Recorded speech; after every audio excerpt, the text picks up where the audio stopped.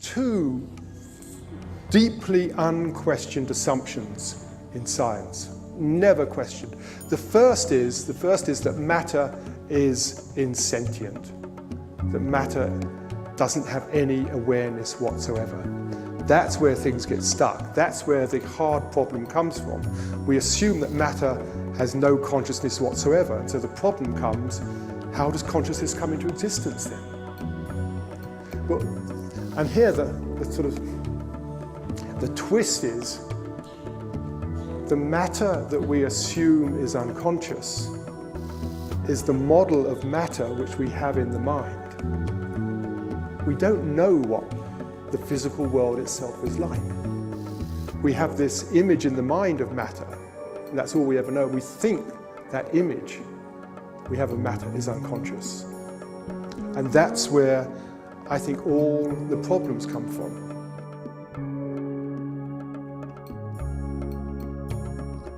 In Judeo-Christian thinking, there's the instant of Genesis, when God said, "Let there be light." But in Buddhism, there is no Genesis. There's only nirvana, timelessness, no beginning, no end. And how can you reconcile this? Either the universe had a beginning or it didn't. There's no middle ground until now. Now there is a way to combine Buddhism with Judeo-Christian thinking on Genesis. We physicists now believe, though we can't yet prove yet, we believe that there is continual Genesis in an ocean, a timeless ocean of 11-dimensional nirvana.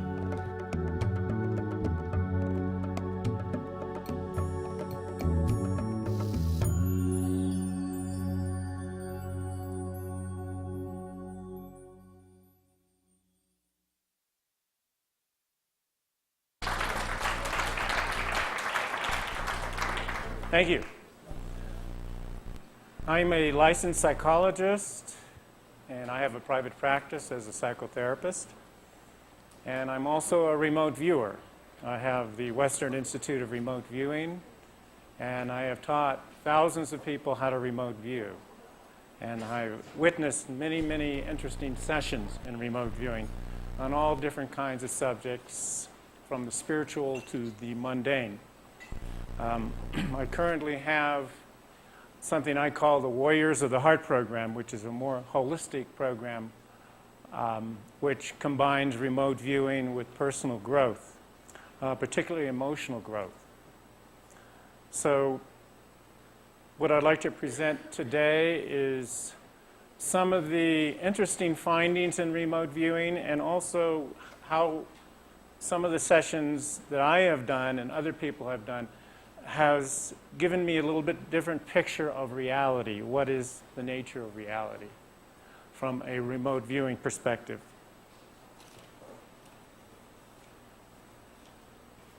So I asked the questions, how can we experience things the way they are?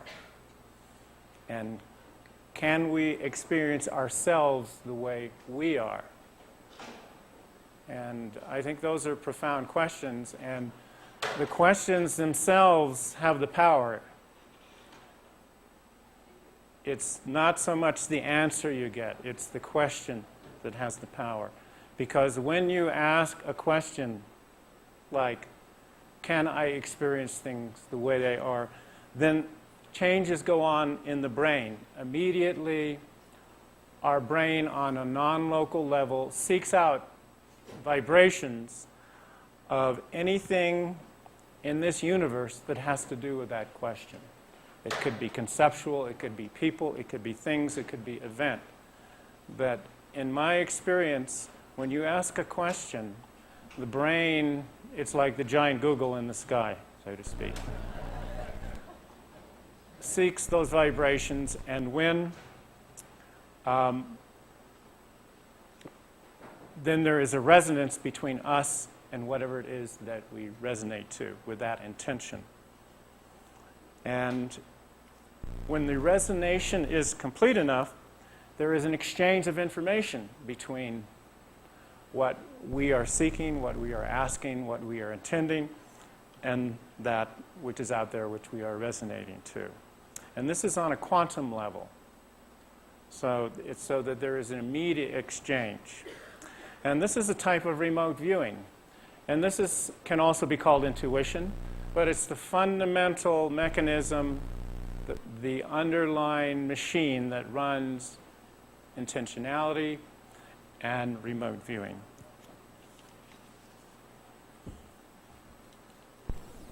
Is it possible to remote view or resonate with concepts, ideas, so-called material objects, God, the universe, the omniverse?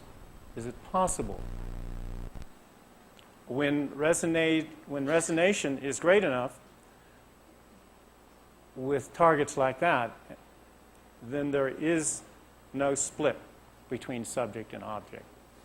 The split between subject and object begins to collapse. And at this point, when you are in a deep, profound state of resonation with the universe, the omniverse, God, or something that grandiose, one can just rest and bask in that emptiness. And at that point, you get a sense of the unity of form and emptiness, that emptiness is form and form is emptiness. That what we are seeking is right in front of us. That God is in the mundane. That truth is in the mundane. That reality is in the mundane. And there's some kind of Zen quote, I don't know if I can remember it exactly, but a master said, that the truth is in the mundane, and thank God, it couldn't be any other way. So I think we tend to want to look up or there or outside ourselves or a special place, rather than God could not be any closer. We could not be any closer to God than we are at this very moment.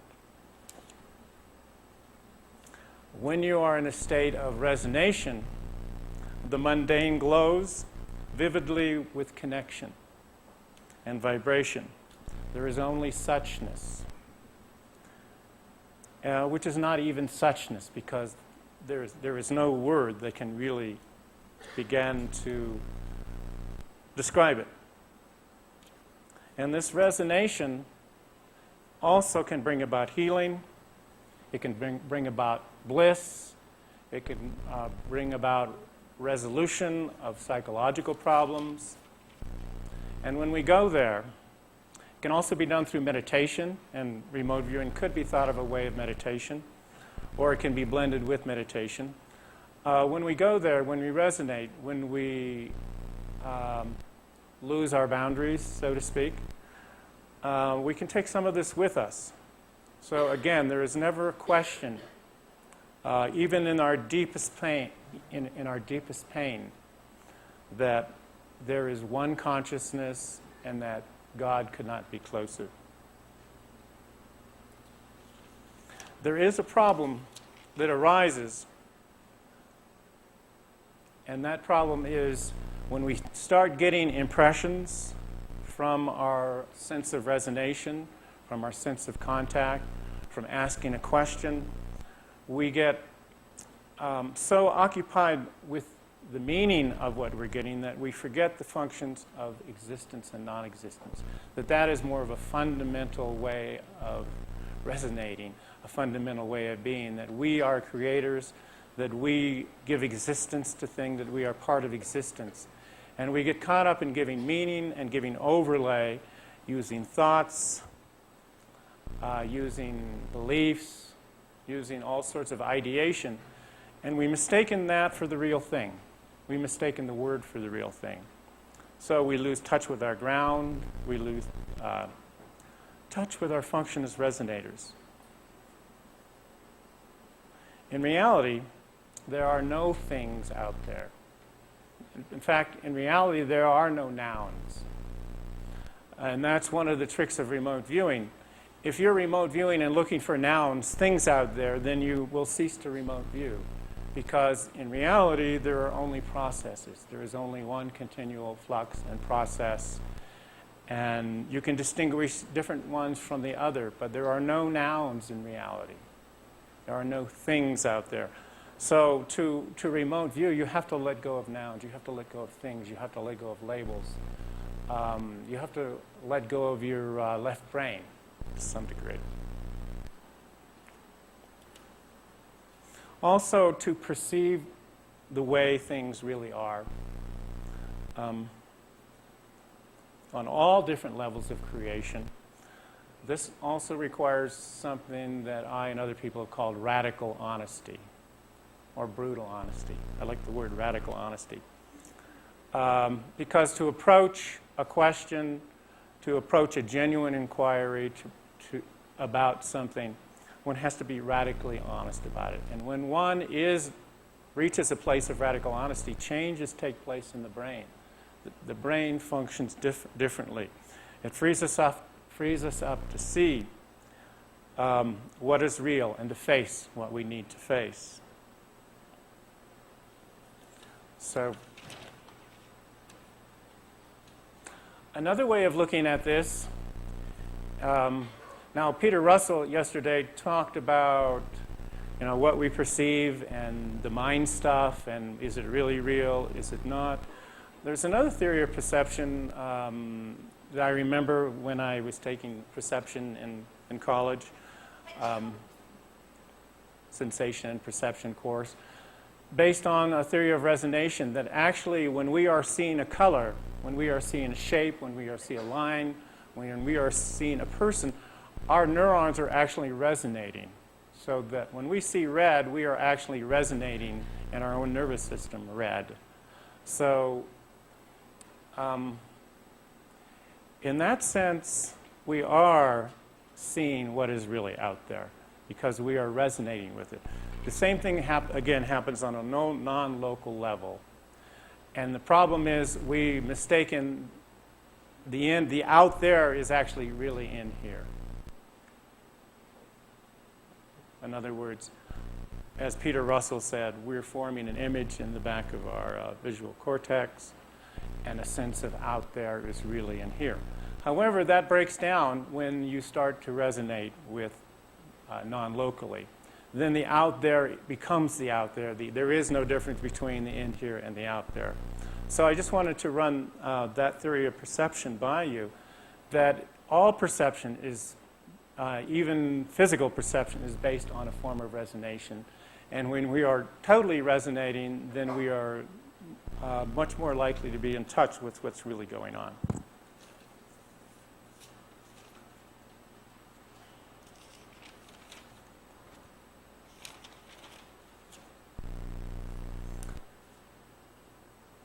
Okay, I have remote viewed many targets, from the pyramids to the Buddha to the Omniverse, and I have taught others to remote view God themselves, their own birth, their death, their true nature, their parents, their spouse. And I've noticed that when people do this, there are some profound changes that take or can take place, and often do take place within them. There's a magic to this. Last weekend at a workshop, for example, I gave a participant a special remote viewing target. And when you are given a target, traditionally in remote viewing, you are kept blind to what the target is or what it is. And a target could be the Eiffel Tower. It could be anything in the universe. So you don't find out till after your remote viewing session, which takes about an hour to do, what it is that you remote viewed. So it keeps you blind. It keeps you so that you're not biased in terms of what it is you're viewing, so that your mind doesn't get in the way, because as soon as you think you know what the target is, then a different part of the brain interferes with the actual remote viewing process. So the target was her mother. And I gave her that target because I knew to some degree her relationship with her mother, that she was living with her mother, that she had a lot of distress in regards to her mother, a lot of anger in regards to her mother. So I gave it to her. And all she knew is that there was a photo or a description in a folder, and she was remote view whatever was represented in there. So as she went into the session, she began to accurately describe her mother in great detail. She also did what's called a deep mind probe, where you go into the mind of the person. So she actually went into the mind of her mother, and she was describing her mother's worry and pain, as well as her divine core. So she went through all the different levels of her mother's mind. And from my knowledge and from what I heard, it was very, very accurate. She then went through a process of blending where she actually entered her mother's body and walked a few steps within her mother's body, and also opened her eyes and looked at the world through her mother's eyes. And so she could see the world through her mother's eyes, which she did.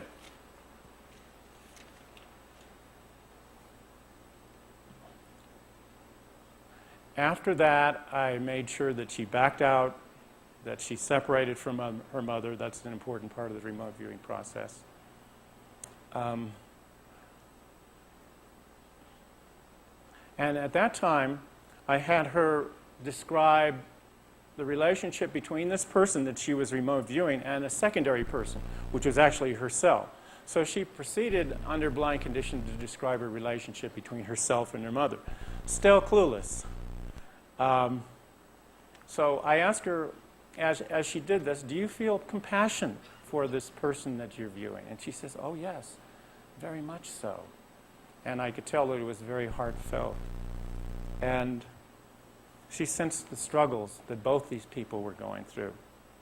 Then I asked her, if you were their therapist, what would you tell them?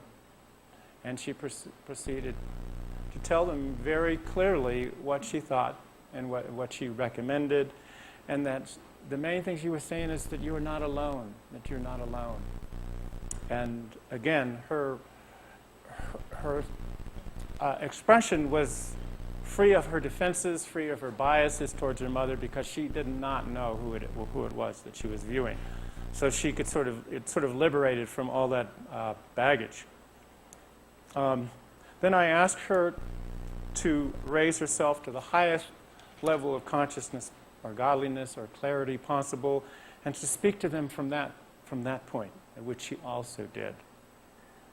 And when she was finished, I handed her the folder, and she opened up the folder, and she looked at it, and I've seen this response quite a few times. It's sort of like, oh.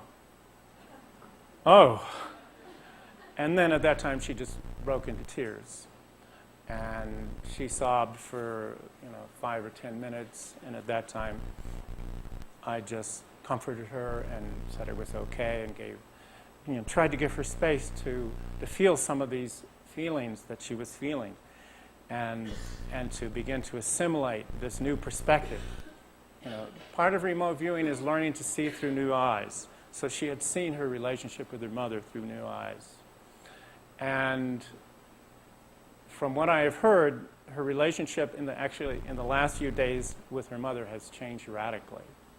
So I will continue to monitor this to see, how she's doing. But I'm very much enthusiastic about this as a therapeutic process, because I've seen it happen with spouses and other relationships where this kind of thing happens. And then people change because they can see things that they normally would not be able to see, because they would block it out. And they would be able to give themselves and the other person compassion and see through their eyes. So, again, very powerful process and a very powerful new healing modality. There was another session where I gave a person their father, and I knew their father had died a year ago. And when I give targets, one of the things I do is I check here and I check my own intuition. And also if I need permission, I get permission from that actual person or people involved. There is an ethics of remote viewing, and the way I put it is view unto others as you would have others view unto you. So again, she began to get this person, she began to get a sense of communication with this person, a sense of communion, and then all of a sudden she realized it was her father.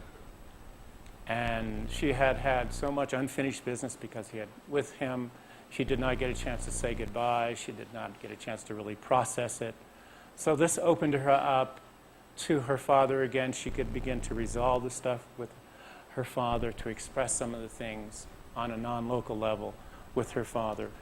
And it was so satisfying to me to see her gratitude of having done that session, having contacted her father, having had that second chance. And the power of remote viewing is that it contains safeguards to prevent you from clouding stuff from your own imagination. It has built-in procedural safeguards, so you're not getting your own stuff and your own biases and your own thoughts and your own stuff from your own memory banks entangled with your contact. So the contact tends to be much purer, like in a normal psychic session or astral projection session. I'm sure there are exceptions to that, but in general, I think that's true.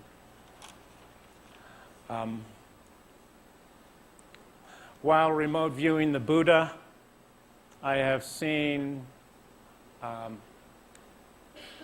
participants almost involuntarily drop to their knees in tears, and sort of tears of relief, tears of joy.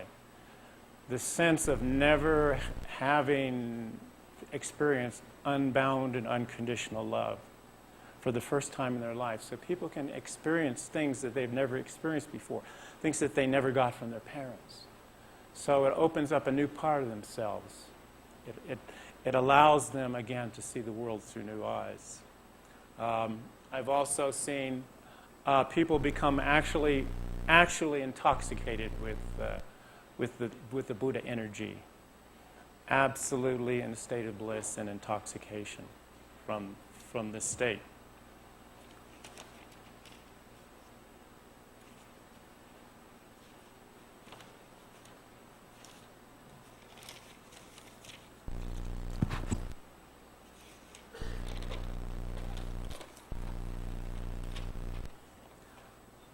Another Buddha session that I'd like to share with you.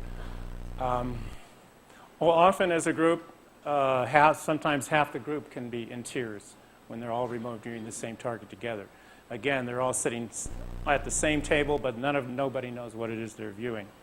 So there was one session where a woman just burst out into tears, and she was just sobbing and sobbing. And she had a vision of the Buddha standing before her and was laughing at her.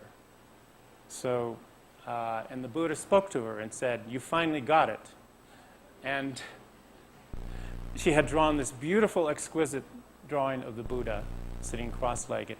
But it wasn't like you finally got the target. It was like, you finally got what I'm about. You finally got what this is about, what existence is about. So again, this sense of relief, sense of joy. And I hear reports months later, years later, from people who said, yes, I still have that in me. It still has opened me up. It's opened my heart. Another powerful target are birth sessions when people remote view their own birth. And this is absolutely one of the most powerful targets that I have ever given, because inevitably people will get it, with few exceptions. And often they will have very powerful experiences. They might not understand it, like I feel like I'm trapped in Jell-O or custard, and I'm stuck, and I'm trying to get through this canal, and I'm having problems, and I want to kick, and I feel like I'm having a problem getting through, and I have to get through. And so their birth, how they were born, even if they were drugged or their mother was drugged, that will all show up in how they were born. And often, when they go through the whole process, they will go into what's called birth primals. And birth primals are basically the really deep feelings that they had during and before, during, and after birth. When so many babies just get separated from their mother and put in a little cubicle, that is extremely painful. And we think babies don't feel pain. Not true. When you're in the middle of a birth primal, you know it. It's absolutely clear to you that this is real, and that it, again, to relieve this. So basically, at this time when somebody goes into the birth primal, I will spend the time with them so they can complete the process. And usually afterwards, they will need to be held. They will need to be, they need that sort of holding that infants want. So part of the process is providing that, or having people pair off, or they can provide that for each other. Again, you can only do it once in a workshop because they have to be kept blind in terms of what it is. So if you've never primaled, if you've never had doesn't have to be a birth primal, but a really deep, total autonomic response to your own pain that's down there, that's stored in the limbic system, that's stored in the brainstem. If you've never had it, it's like you won't understand what I'm talking about, because it's like me describing a color that you haven't seen yet. Okay. There's another process in remote viewing called blending. Now, blending, I've already mentioned before, when she stepped into her mother's body and she began to feel the aches and pain and the age of her mother and began to see the world through her mother's eyes. That's called blending. So one of the targets that I give in my medical remote viewing workshops is my 90-year-old mother, who has had a hip replacement, knee replacement, uses a walker, is blind in one eye. So it's amazing what happens is, as a group, sometimes I will have a group, okay, everybody stand up, everybody take one step forward, and then I want you to walk in this person's body. And almost inevitably, they'll all of a sudden, they're like using a walker, and one leg goes in, because exactly how my mother walks. So the accuracy is astounding. And of course, then when we're finished with that, I have them step back out, make sure that they are clearly separated. If they need to clean off their energy fields or have somebody else, I do that. Again, to be able to see the world through the eyes of other people is very important. For example, I can give a target. If I know you have a particular difficulty or problem, I can give you a target where you remote view yourself in the future at a time where you have solved that problem, where you have resolved that problem, so that you can get the insight from yourself, from your future self, and actually see your problem from the eyes of your future self, which is highly effective. So, or you can remote view somebody with a similar problem who has resolved that problem and see through their eyes. What are they thinking? What are they feeling? How did they resolve it? How did they see the problem? What perspective is it in? So blending can be an extremely powerful process. Also, one of the targets I like to give is whirling dervishes, where I will have the group go through the process, and then I'll have everybody stand up together. And they say, okay, I want you to take a step forward, enter the target subjects or people. And again, the target at this time is whirling dervishes. Okay, when I count to 3, I want you to just spontaneously do whatever you feel like doing. So a certain percentage of the time, everybody will start spinning, and they'll feel this, they'll sense the bliss that the whirling dervishes do. Another fun one is when people go to little kids at a baseball game, and all of a sudden they just start cheering and act like little kids. So it's a lot of fun. They bounce off each other. They form sort of a group. Yes? I have a very fundamental question. Okay, could you wait? And I have following. I was just wondering, what is remote viewing? okay. If it helped me understand the rest of what you're talking about, Sure. it sort of sounds like it's hypnosis. That's what I'm getting so far. So could you clarify that for me? Sure. How many people attended Steve Greer's talk yesterday? He talked somewhat about remote viewing. Remote viewing is a technique in which you are given a target and you're blind to the target, and it could be an event, it could be a person, it could be an object, it could be the Eiffel Tower, it could be the Grand Canyon, it could be God. And it take about an hour going through a process where you're writing words down, you're probing the words, you're doing little squiggles. There's 5 specific phases that you go through, so it's a gradually opening up a window to this target. So I would call it a sub-form of astral projection, except, again, it has controls. It's much more structured. It was used by our military for 20 years, $20 million of taxpayer money went into the development of remote viewing. In 1995, they supposedly dropped the remote viewing program in our government, and a lot of the military remote viewers started teaching the public. So I'm a second generation. So since 95, this is a relatively new technology. It's also ancient, but this particular form of, it's like a highly sharpened blade, highly sharpened tool. Can be used for medicine, can be used for psychology, can be used for physics. Essentially all disciplines, all studies, all aspects of life, there is a potential use for remote viewing. Some people have gotten quite rich remote viewing silver futures, so that has been done. Does that answer your question? Not really. Okay. What it looks like. And you're skipping over that part, like that hour, where you vision yourself. Could you just... Could you just be a little bit more specific of what it looks like during that hour when you're conditioning yourself for the remote viewing, Okay. and how that's different than... Actually, I was planning on giving you a little bit of a taste of it during the end. So...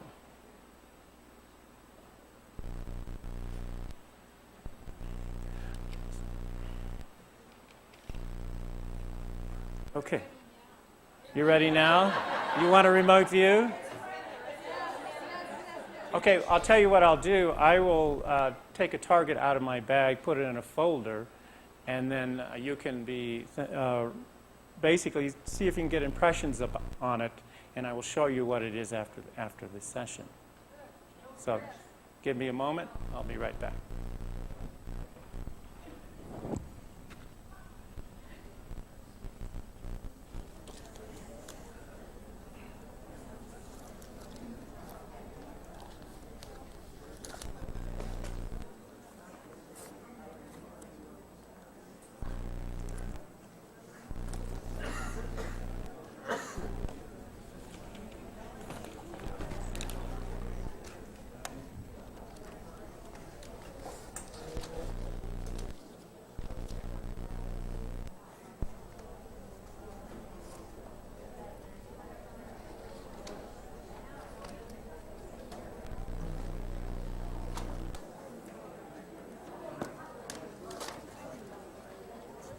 Okay.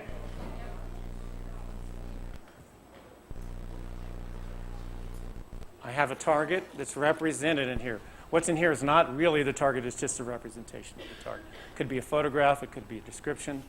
It is in here, and I'm going to place it right here. So it is in there, yeah. Yeah, a photograph. The photograph is not the target. The photograph is just a representation of the target.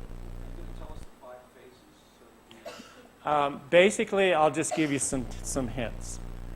We'd have to do a whole remote viewing workshop for me to take you through the actual 5 phases of that. So basically, we're going to do what's called an unstructured session. And basically, the hints I will give you is pay attention to your body. First of all, it helps to have a quiet mind. So if you're sitting straight with your back straight, feet on the ground, you're breathing, letting your mind quiet. Then out of that quietness, form an intention. Your intention is to go to the target. Your intention is to be present at that target. We have a sense of presence. Just like, notice your sense of presence in this room. What does it feel like to actually be in this room? Notice that sense of presence. It's hard to describe, but it's a sense of actually being there. Let yourself have the intention of actually being present at this target. What will happen is you will start getting sensory impressions. You'll also get sensations in your body. Your body is the first to know. Your mind is the last to know. So this is not a thought process. This is not a detective process.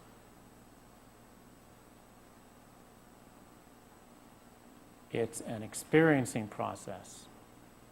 Lose your mind and come to your senses.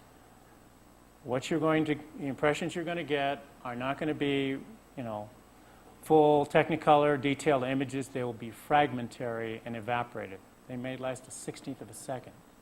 So you're going to get little pieces and fragments, a taste, a texture, a sound, a shape, a sense of size, a sense of coolness, a sense of smell.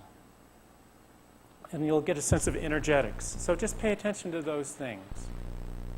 Just pay attention to those things. And as you attend to those things, the window to this target will gradually open up for many of you. And at the end of my talk, I will have you actually do, on a piece of scrap paper, just do a little quick sketch of how you perceive the target. And when you sketch it, you just sort of feel around the page and just trust your body motions and just put out there whatever wants to be on that page. When people do draw a target that is completely accurate in every detail, I ask them, how did you do that? And the inevitable answer is, I have no idea. I just did it. So that's all I'm going to tell you. Just have fun with it, because if you want to have fun with it, if you just let yourself have fun with it, if you just let yourself play with it, you don't care whether you're right, you're just receptive, you're open to your senses, you'll get the target. The structure gives you a deeper way to go. So, but I don't have time for that at this workshop. Okay, let's move on. Another target that is very powerful is God. And one of the interesting sort of artifacts or experiences people get when they remote view God is they start getting dizzy. They actually physically start getting dizzy. It's sort of like so overwhelming that it's sort of a sense of, it's not an unpleasant sense of dizziness. It can be a little overwhelming, but it's not unpleasant. And what I invite people to do is just surrender to that dizziness, surrender to whatever is going on to the extent that they're willing. I don't push anybody into it. And people will have also profound experiences. Again, not uncommon to have tears of joy, dancing, moving around.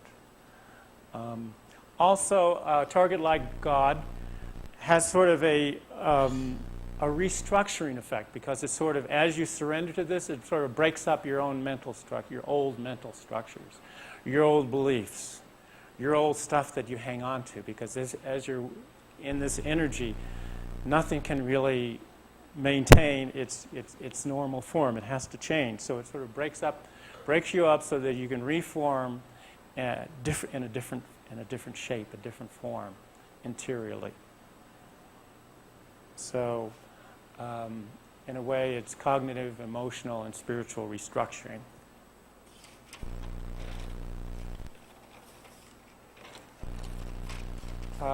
Another target that I've done, blind condition, is the omniverse.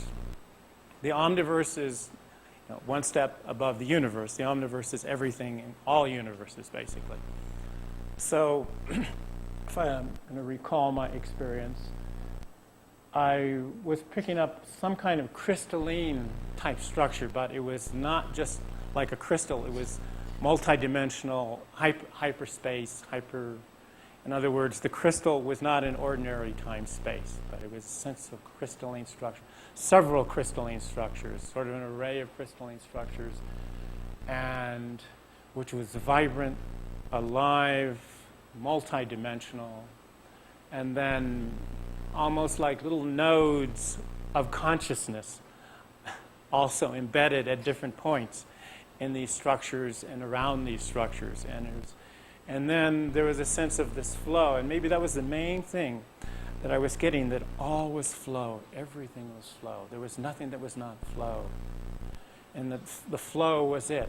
It was the beginning and the end was the flow. And that there was a flow between these centers of consciousness. And when Stephen Greer was describing the planets and as centers of consciousness, you'll absolutely get that when you remote view them. You'll get that with the solar system, you'll get that with the galaxy, you'll get that with the sun. That there is consciousness, that there are centers of consciousness, and galaxy clusters, and on and on. So, just the sense of wonderful dance communication, and within these crystalline structures, and there was nothing outside. And again, I can't put it into, that's the best sort of this world type of description that I can give. I would certainly invite you to study remote viewing so that you can do these kind of targets. Another target that I like to give to people is one's true nature. What the viewer's true nature. And people get this sense of being sort of a little offshoot or peninsula or like a galactic little offshoot of a much higher source, but they're connected. There's a sense of connectedness, that they're not separated from the source. And again, people really, really get a better sense of who they are that way. The Christ, the crucifixion, also, they pick up the passion, not the pain of Christ in the usual sense of passion, but the really passionate feelings that the Christ had, the compassion, the love, and also the suffering he went through. Now, what happens when you are remote viewing, as I mentioned, that you will get sensations in your body. And your body is the first to know. Your body will tell you about this target. Your autonomic nervous system will tell you about this target. Very true in lower animals, just like when the tsunami came, the animals who are basically driven by autonomic processes all headed for the hills. The humans stayed. So that the animals were not affected near as much by the tsunami because they knew it was coming.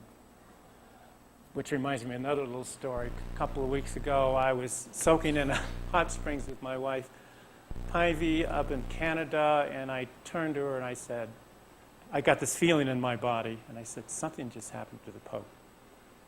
And he had died within 3 hours of that. So, at least his reported death was in 3 hours of that. So, once you begin to recognize the stuff from doing targets, you certainly pick up on your daily life. And that's one of the most important aspects of remote viewing, is applying this to your daily life.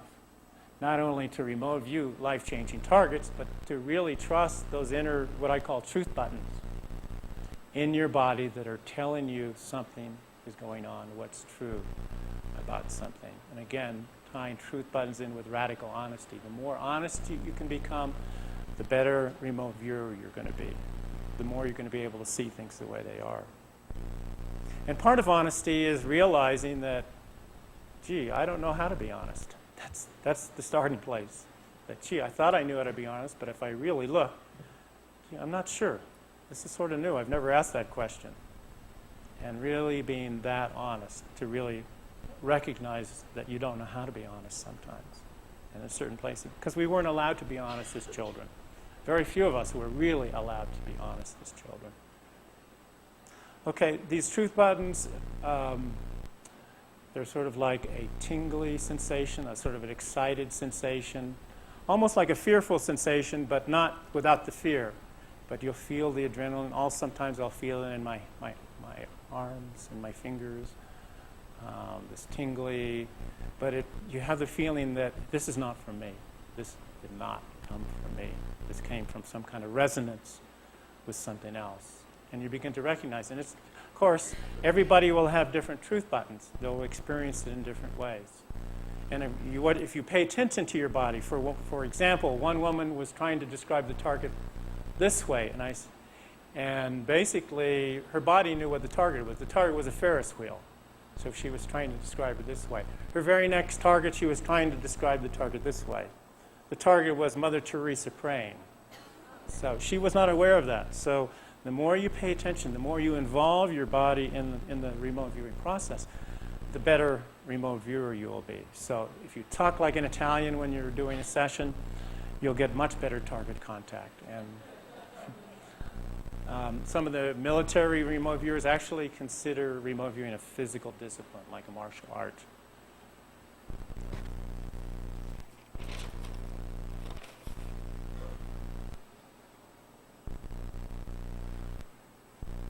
Okay.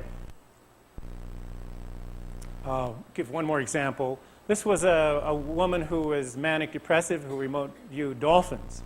And for the first time in her life, when she was in the water with the dolphin pod, she felt groundedness, stability, not one extreme or the other, but she felt what it was like to really be grounded, to be centered, to be stable for the first time in her life. And it is, this was 2 years ago. She still feels the effect of that. It has really helped her disorder. Okay, so another question I would like to ask is, how high do you want to reach? How high do you want to reach? And this was a good question because Bill Teller, I think, in his talk, asked that question. Pardon me? How high do you want to reach? In terms of your own spiritual development, in terms of your life, because a lot of people can, you can talk to departed people, which is good, or you can do tarot cards, which is good, or astrology, which is good. Or you can maybe do another level up, deal with angels, contact angels, communicate with angels, higher being, angelic or godlike beings, non-corporeal extraterrestrials, so to speak. Or you can move another step up and experience yourself as God, where you experience yourself as Source. And this, what happens, one of my criticisms of a lot of New Age stuff, is that it tends to have, for many people, an external locus of control. Everything's always outside yourself. You've got to consult your spirit guides outside. Even your higher self is really outside yourself. And they're always consulting this and that. Not that this is bad, but it's like to really come from a sense of being who you are, of being empowered, of being God, that there is no doubt is a different place to come from. It's that perhaps we need to go through phases or stages of development to get there, but I think the higher we set our goals, the better, because I think there are traps on the different levels that you can get stuck in a level, that you're always giving your power away to a reader or something else rather than owning and empowering yourself. Ken Wilber, how many people here are familiar with Ken Wilber? Okay, good. He talks about sort of a ladder model of development, and that even, instantaneous transformation comes in people that have basically climbed a level to a certain level on the ladder of development before they can do that. So we have to develop ourselves and climb the ladder. The thing is, we have all different parts of ourselves. Part of ourselves can be way down on the lower rungs of the ladder. Parts of ourselves can be very close to the top. So our center of gravity can sometimes be in the middle, but we still have remnants of ourselves still climbing the ladder. And from my point of view, we need to get those parts of ourselves caught up and up to close to our own center of gravity. Otherwise, your shadow, so to speak, will come and bite you in the butt. you will only be able to climb so high on the ladder before you get pulled back down again. And a lot of people do what I and other people call a spiritual bypass. They will try to go into higher spiritual realms as a way of avoiding painful feelings and feelings that need to be felt. And remote viewing is also a way of remote viewing your unconscious, remote viewing your own wounds, remote viewing the feelings that are waiting to be felt. And if you don't experience that within yourself, then I invite you to continue to look. Because I think all of us have hordes of little feelings that are sort of lined up, waiting to be felt, never having been felt, because the unconscious is so powerful at keeping that away from us. Our power of repression is so strong. So I just wanted to mention that because I really think part of spiritual development and remote viewing is to be in touch with your feelings, to be able to process your pain, process your feelings. If you are continually avoiding your pain, you can escape into spiritual realms and use that as avoiding. In other words, you can choose to live in the attic and never go down to clean your basement. So you need to take care of all the rooms in the house that is you. Many of us develop false selves, and hence we also develop false realities. And we develop an internal split, and we go from Dr. Jekyll, Mr. Hyde, back and forth. And I think everybody does that to some degree. I've never seen a person in my experience, I've never seen a person that doesn't have some kind of split between Dr. Jekyll, Mr. Hyde. Now, somebody like a borderline personality disorder really has huge splits. But I think we all do. And one of the things we need to look at, and again, remote viewing is a good modality to do that. Also,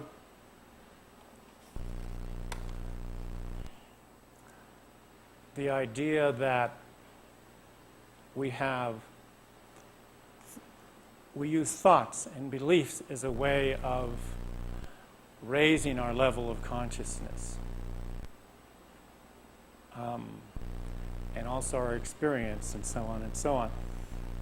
But even thoughts and beliefs cannot take us to the highest level, because when you are in a state of non-duality or union or oneness, there is no thought, or the thoughts are very clear, they're very lively, and you don't create the thoughts. The thoughts are it's like from a higher source, which is also you. So the point is that thoughts and beliefs can have a facilitative effect on a certain level of the ladder, but when you climb higher, they also have an inhibitive effect. That basically all things are that way. That you have to, as you move up the ladder, you have to begin to let go of your precious beliefs, your ideas, your thoughts, and even your existence, and until you reach the top. Because all things have both a facilitatory and inhibitory effect. Also, that we are multi-level beings. We exist on multi-levels. The emotional level, the physical level, the sensation level, the intellectual level. All levels need to be attended to. All parts of ourselves, all levels of ourselves need to be attended to. If we just attend to our beliefs, some people say that's all you need, sort of the trickle-down theory. If you just change your belief, then it'll trickle down and affect your wounds, your everything else.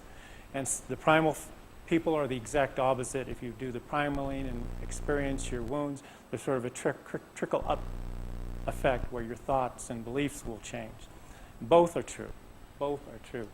However, as things trickle up, there's less and less effect. So the best, from my point of view, way to deal with it is to deal with each level, make sure that each part of yourself, each level of yourself is handled, is processed, because every level has its own specific processes.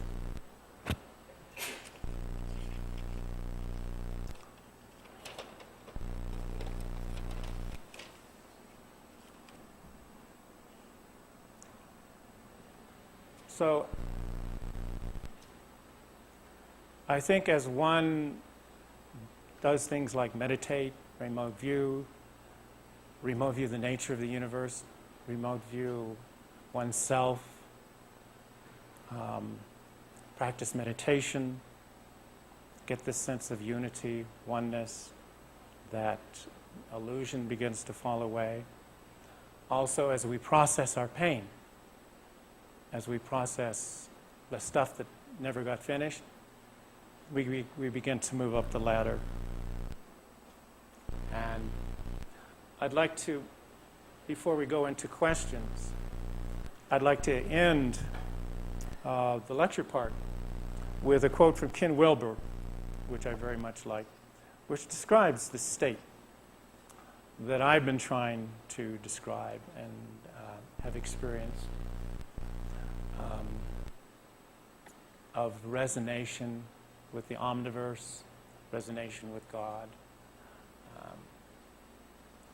the sense of total honesty, sense of total openness, sense of an open heart.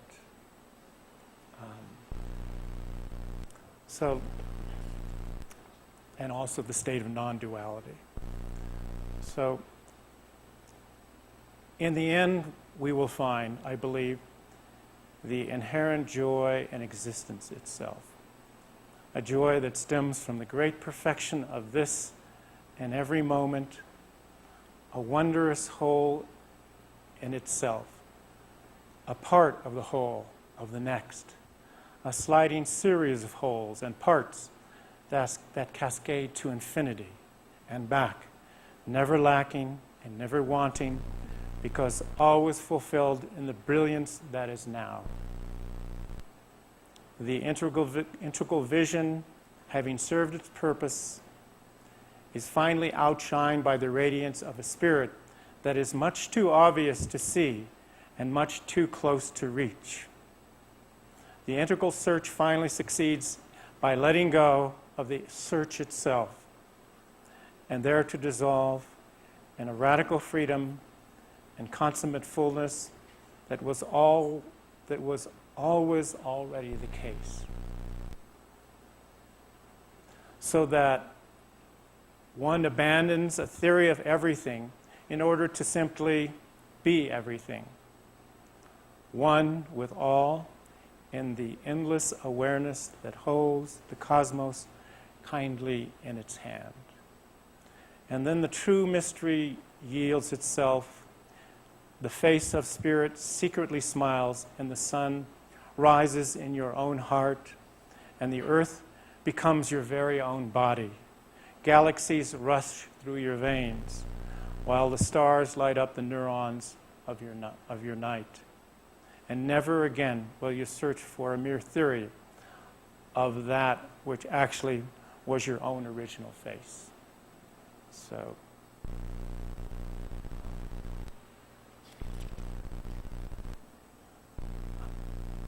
again, I would invite you to remote view God, the Buddha, the Christ, yourself, your true nature, the nature of the universe. One thing that I was hoping to get done before I got to this, did my presentation, was to remote view the nature of dark matter. So I haven't done that yet, but I will. The nature of, pardon? Could you, I didn't hear what you said. Oh, the nature of dark matter. Yeah. That is one of the targets that I was hoped to have had done before I did this talk, was what's the nature of dark matter. But you can remote view the nature of quantum physics, a certain particle, the nature of space-time. Yes?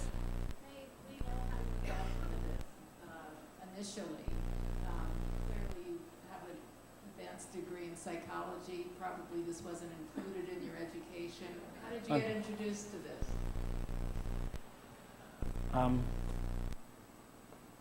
I've always had a fascination with unusual phenomenon. I remember as an elementary school student, my best friend did seances and lived next to a graveyard and did all sorts of spooky things that I was skeptical of and also amazed by. And then in high school, I became interested in philosophy. And when I was a senior, I decided to become a philosophy major. And I remember writing down a lot of ideas that I had sort of just put down, and then I read about Buddhism, and I said, gee, it's the same thing. And I got a sense like, gee, why let Buddha have all the fun or Christ have all the fun? We can all do this. And also, there was a Zen master at the Claremont colleges that I became interested in Zen and meditation. And then I had a roommate in graduate school who, her sister was doing her doctoral dissertation on remote viewing and also brainwave biofeedback. And I just became more and more interested. And then I heard Courtney Brown on the radio in '96, I believe, and he was just starting his Farsight Institute. And I knew about it, but I didn't know it was that accurate and that powerful, so I rushed down and got all the training I could and just kept on expanding from there. So, yeah. I'm just kind of curious about when you talk about using the double blind, people who are blind to their targets as a way of helping them get from the left brain to the right brain, not bring their biases and Yeah. really be open to what comes to them. And then when you speak about us doing this on our own, how is, Yeah. or if we have an intention or a target of some particular, our true self or whatever, how do we get away from our own, Okay. baggage that we already carry about that? Well, the easiest way to do is just create a collection of targets, stuff from magazines, pictures of things, or just write like the Eiffel Tower if you want, or you can write the spiritual targets and shuffle them all together. So you want some nuts and bolts stuff you can point at, like the Eiffel Tower, along with the esoteric targets. So you don't know what you're getting. And then close your eyes, pull one out, put it in a separate folder, and that becomes the target that you view. Also, I suggest going to my website, remoteviewers.com. And there are targets you can get off my website, and there's a lot of other websites that you can get that have targets on them. And also, on my website is an explanation on how to do a simple version of remote viewing. So, yeah. Oh, my question was, I heard that some remote viewers actually were remote viewing the future, and that they could not remote view beyond December 21st, 2012. Do you have any information on people who do remote view the future of our planet, and is that something that's correct? I think it's mostly BS. I think it's possible to download BS because you can download a thought form or a belief system of somebody else. I can give Jack and the Beanstalk as a target, and you'll get it, but it doesn't mean Jack and the Beanstalk exists. So one of the things you develop is a sense of what's real and what's not real when you remote view. So yeah, people have done a lot of sessions of the future beyond that particular point in time. And but most people get that the future in the next 50 to 100 years is much improved. That things start getting better. Again, that's only a possible future. It's not like written in stone. So it's also affected by our own intentions and what we do right now. Follow up on the ETs that people there's a connection between remote viewing and the extraterrestrials. So what is your view on that? Well, I've done a lot of ET targets, especially when I was with Courtney. He gave us a lot of ET targets. Fascinating experiences. Remote viewing the grays and their intellect and how they smell, how they think, how they process, going inside their minds. And of course, they're aware of it.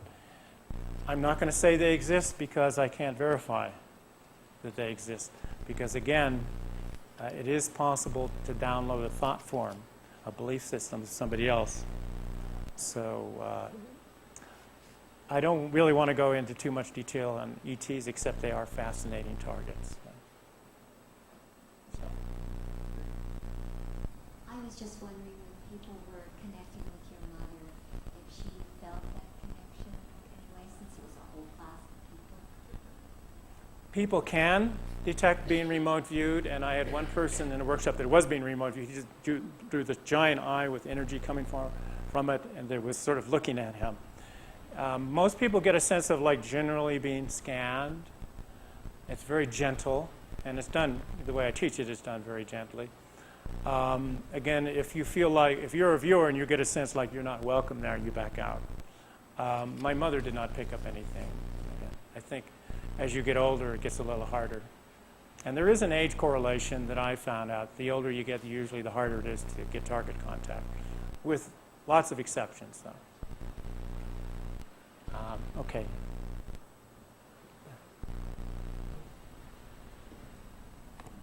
I'm very interested in knowing how you can separate your own library from the target that you're headed towards trying to view. Okay. Intentionality. It is also like wine tasting. The more targets you do, the more you're able to distinguish what feels real from your own stuff. You'll begin to recognize your own stuff. When you're doing remote viewing, you're writing stuff on paper, and there's a particular spot on the paper where you can write stuff that feels like your own stuff. When you write stuff that feels like your own stuff, you drop your pen. Again, you involve your body. It's a motoric gesture saying, I'm letting go of this. So, or else you can break your own stuff down into component parts and then bring it back into your session. In other words, you think it's Eiffel Tower. What makes you think it's Eiffel Tower? Well, I'm getting something tall, a structure, metallic, things like that. So you chew it up and recycle it in a sense. Okay.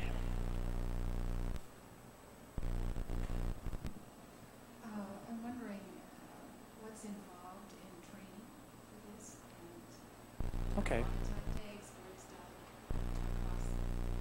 costs. Well, there's several groups, maybe about 5 major groups in the country or institutes that do it, and there's a lot of little small operations. On my website, remoteviewers.com, there is a schedule of workshops and classes. Plus, I have a home study program. So if you don't have time to go to workshops, you can get the home study program, which has volumes of material and hours and hours of audio to help lead you through the sessions. It basically takes you by the hand and leads you through the session.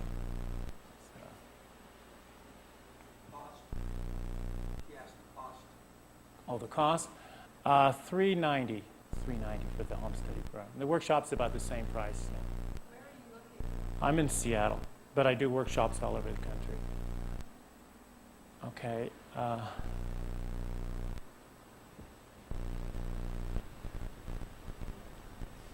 Actually, okay. And then you can pass it to him. I'm a little confused, and only of myself, I think, because the process you're describing seems a little different from what I've been exposed to in the past at the Monroe Institute, where it's a very deep state of meditation and a very deep state of relaxation. And rather, you have classes where people are able to actually stand up and step into Yeah. the target. And how, maybe it's because I just don't understand exactly the process that you were talking about. I'm so confused as Sure. to what process you use. Okay.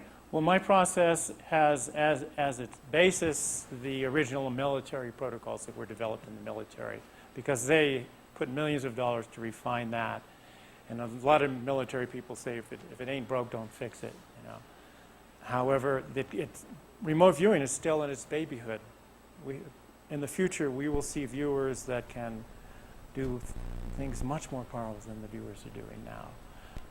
There are basically 2 ways of remote viewing. The kind that are based on putting you in a state. There's something called extended remote viewing, where you're laying on your back and a theta state for 2 hours. There's also, if you use the hemisync tapes to put you in a certain state, or you can just stay with a particular structure like the military protocols. You usually start a session with a short meditation, though. They call it a cool down period. So if you want to know, just go to the website and you'll see some sample sessions.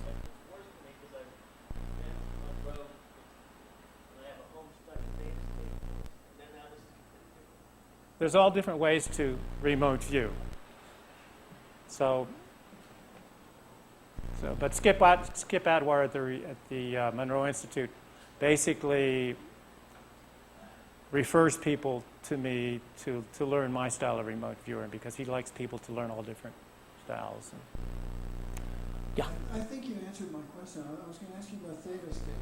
Yeah. What makes it more effective, more powerful, better? Potentially, and I say it depends on the person. For some people, it would work better. For others, not. Just like some people do better remote viewing sessions when they eat chocolate and coffee, and others. Some people do sessions with good night's sleep. Some people do sessions better when they're tired. Most people do better when they're rested with a good night's sleep. One thing that really correlates with this kind of ability is the practice of meditation. There's the strongest correlation, meditation and remote viewing and other psychic abilities. But theta, it's one way of doing it. Now, I hooked somebody up and measured their brain waves while they were doing a very powerful session. There was nothing outstanding in their brain waves that I could see. Okay. Wait, hold on until she... If you couldn't use the term remote viewing, what are some other ways you would describe this process? Okay, because remote viewing is really a misnomer. It's just the traditional word. Better word is remote sensing or resonant viewing, astral projecting, or controlled, you could call it controlled astral projection, which is, I think, a little too general, clairvoyance. But it's a form of clairvoyance, yeah. But it's remote sensing, meaning that you are sensing a target in your senses, in your body. Plus, when you are what's called bilocated, you can actually get a sense of standing in front of the Eiffel Tower. You can reach out and touch it. You can hear people speaking French. You can smell their armpits. You can... So my question really is, how is it different than any of these other... How is it different than any of these other experiences that we know of, may have had? Is it different than bilocating? Oh, it is. Is it different than having a very profound psychic experience of clairvoyance or something? Is it different than any of these things? A particular vivid clairvoyance session can be as valid as a vivid remote viewing session. However, remote viewing has a series of 5 phases, which I don't have time to go into, but it's designed to open up the window to the target from the tiniest pinhole. It gets larger and larger, and it's designed to really nourish and open up this window to the target at specific times. So through this research that they've done, they found out the best way to open it up and also the best way to prevent it being contaminated by one's own belief system. Because I notice a lot of natural psychics will sort of read in their own stuff really easy and sort of self-verify because they get part right. They sort of generalize that it's all right, and which isn't necessarily true at all. So there's just a lot of safeguards. It's just a discipline to get pure signal. The goal in remote viewing is to get a pure signal, not just to get a signal. Because you can have really vivid, incredible, imaginatory experiences that feel so absolutely, but it's different than bilocation. Remote viewing is very different than imagination. So it's a collection of techniques that help you get somewhere that someone may get to in a different way. Absolutely. It's the same underlying mechanism. This is just a controlled way to do it. So. Okay. Good idea. Okay. Hi. Are there any skills or careers that enhance remote viewing, or are Absolutely. Who is that inhibitor? People who have a history of mastering disciplines like yoga, martial arts, meditation, or even a business. People who really can focus their attention, but not in a narrow, neurotic way, but just have endurance of focus. Because when you're remote viewing, the blood, you can feel the blood pumping to your brain. This is aerobics for your mind. This takes a huge amount of energy, absolutely huge amount of energy. But it's not exhausting necessarily, because you can do an aerobics class and just feel invigorated afterwards. It depends on what it is you're viewing. But basically, if you're open-hearted, if you're open-minded, if you're not trapped by your own beliefs, and if you have just good endurance, and you're aware and you're in touch with your senses, and have a history of mastering disciplines. So if you jump around, New Agers, actually really on the flaky side of the New Age spectrum, they make lousy remote viewers. The reason is those people have gaping minds. They don't have open minds. They have gaping minds. So everything is true.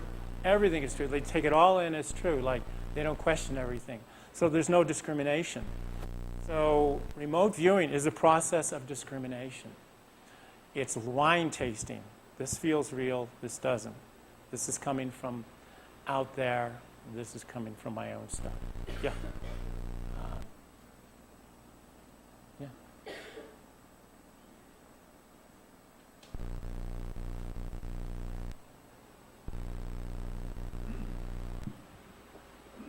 I was in a class with Bill Tiller. Oh, yeah. And he was using human blood as well as the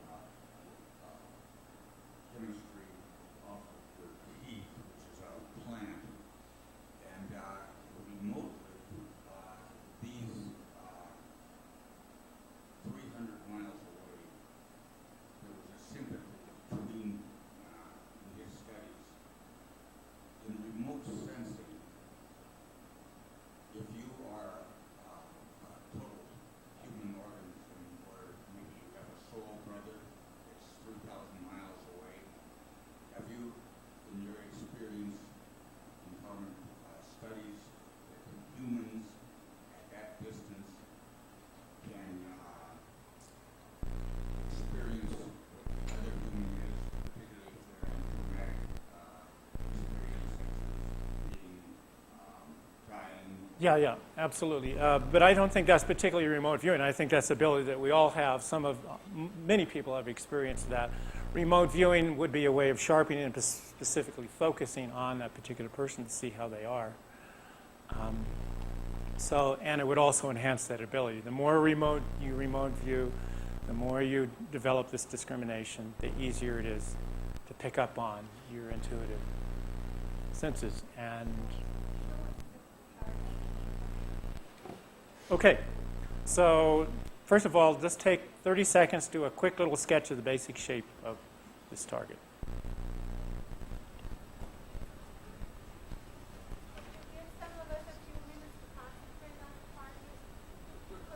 I don't want to keep you guys captive here. So. You can do a target in 30 seconds. One of the things that I have people practice on is a series of 30-second targets. You can nail a target in 30 seconds. Yeah, you have 30 seconds. Pardon?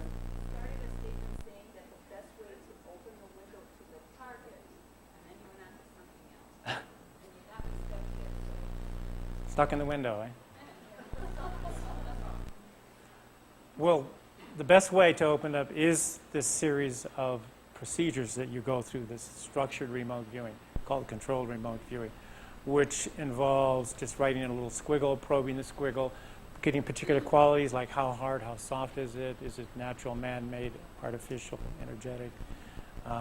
Then you do a little full-page sketch, then you go through all your senses to see what each individual sense is picking up. And then you also go into something called the matrix.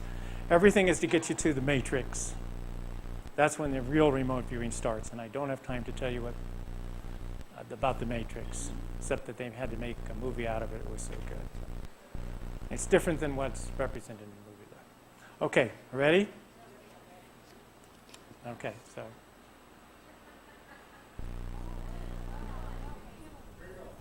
Mount McKinley, okay. So you got a mountain. I can't see it in the light, but it's all mountain. How many people got mountains? Okay, so about a third of the people, maybe. Body parts? Feel it in the body, yeah. Okay.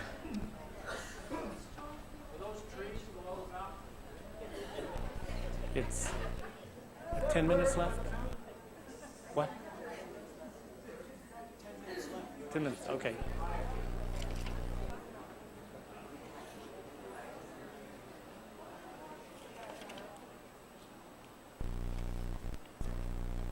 Okay. So now I'm going to give you another target, and I'm just going to think it.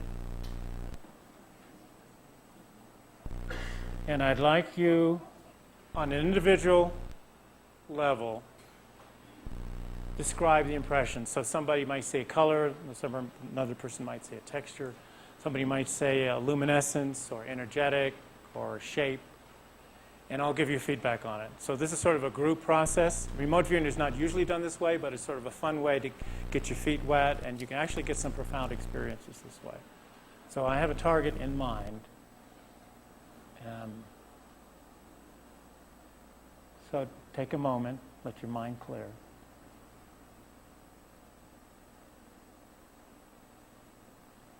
And your intention is not to get the target out of my mind. Your intention is to be present at the target. It's sort of boring if you just get stuff out of people's minds. Your unconscious goes, I'm out of here. It's boring. You want to go to the real thing. So your intention is to go to the real thing. Okay, so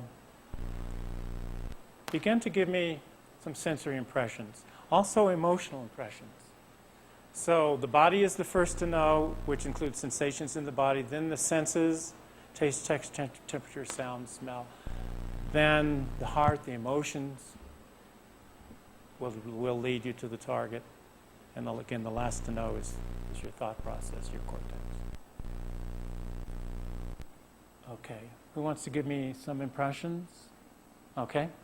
Heat in my ears, particularly on the right side, and some sort of activation on the ears. Possibly. So I will give you feedback. I'll say check if it's correct, or I'll say possibly. If it's not in the target, I'll remain silent. Yeah.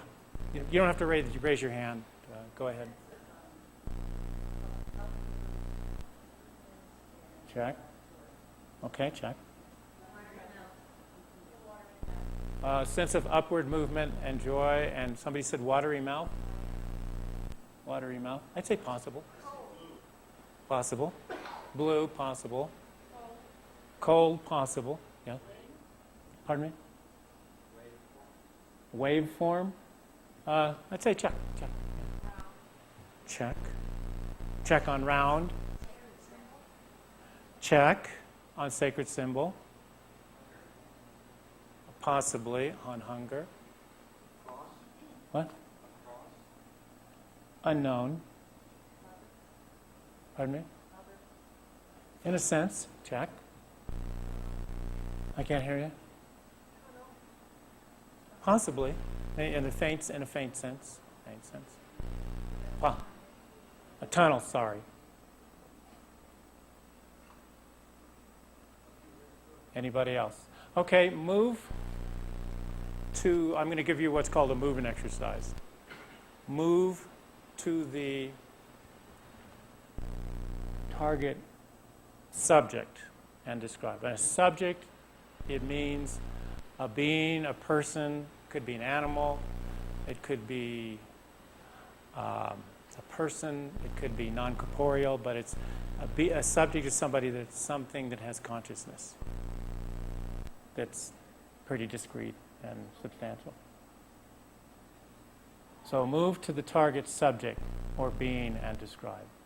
Move to the target being and describe.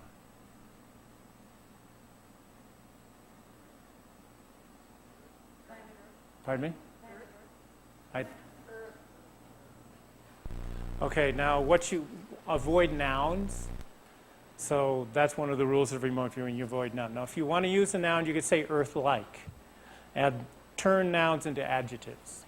So just say Earth-like.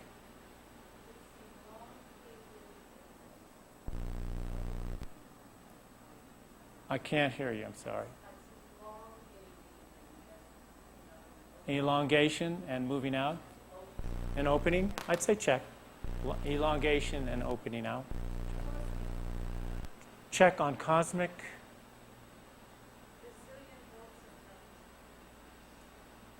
A zillion bolts of light, like. Okay, check.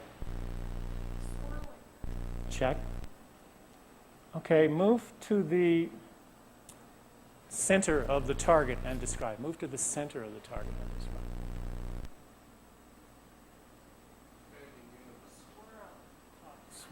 Swirl, check. Avoid nouns. Remember to avoid nouns. Check on hot.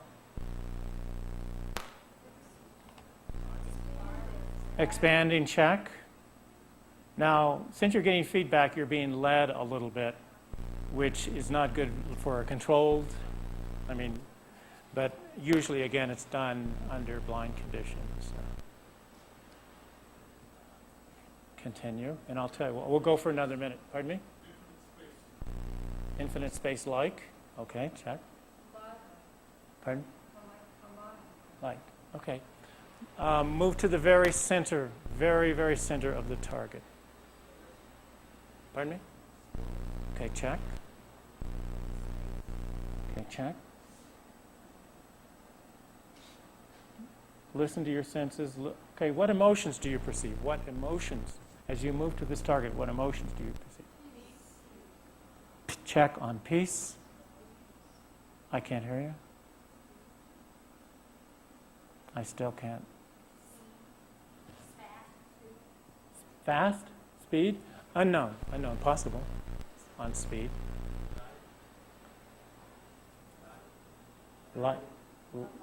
Alive? Check.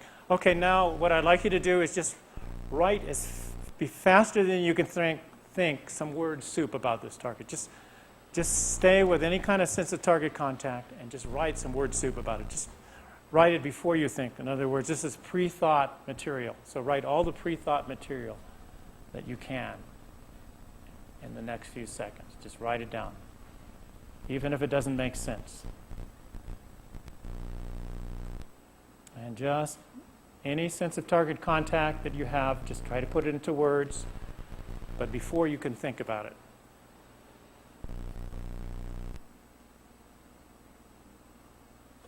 Okay, who wants to read to me what they wrote? If you could hand them Who wants to read?